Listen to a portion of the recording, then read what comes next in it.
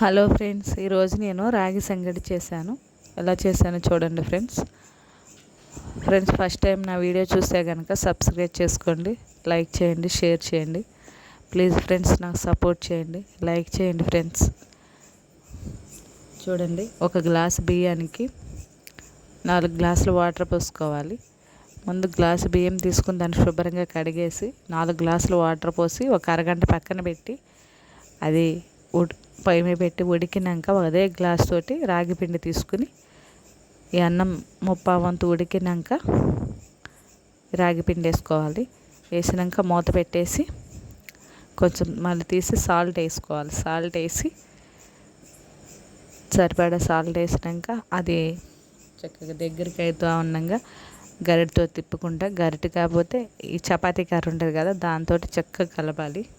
చక్క ముద్దలాగా చుట్టి దించేసి చూడండి ఫ్రెండ్స్, మనకి చేతికి నెయ్యి కానీ లేదా వాటర్ తోటి అయినా అద్దుకుని చక్కగా అది ముద్దలు చేసుకుని పక్కన పెట్టుకోవాలి. పక్కన పెట్టి దానికి కాంపిటీషన్ చికెన్ కర్రీ నేను మధ్యాహ్నం వీడియోలో పెట్టాను. ఆ చికెన్ కర్రీ చేశాను ఫ్రెండ్స్.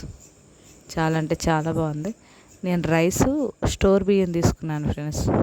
స్టోర్ బియ్యం తీసుకొని చక్కగా నీట్గా కడిగి స్మెల్ అనేది రాకుండా వండాను. చాలా అంటే చాలా బాగా కుదిరింది. ఫస్ట్ టైం నేను రాగి సంగటి నేను ఎప్పుడు తిన్నది లేదు, చూసింది లేదు. నేను కూడా వీడియోస్ చూసి రాగి సంగటి చేయాలనుకున్నాను, చేశాను. చేసినందుకు బాగా వచ్చింది, బాగుంది. మేమందరం చక్కగా చికెన్ కర్రీ తోటి మంచిగా తిన్నాం. చాలా బాగుంది. మీరు కూడా తినకపోతే ట్రై చేయండి. మీరు కూడా ఎలా ఉన్నాయని మాకు కామెంట్ ద్వారా తెలియపరచండి ఫ్రెండ్స్. నాకు సపోర్ట్ చేయండి ఫ్రెండ్స్. చూడండి కలర్ఫుల్గా ఎలా ఉందో.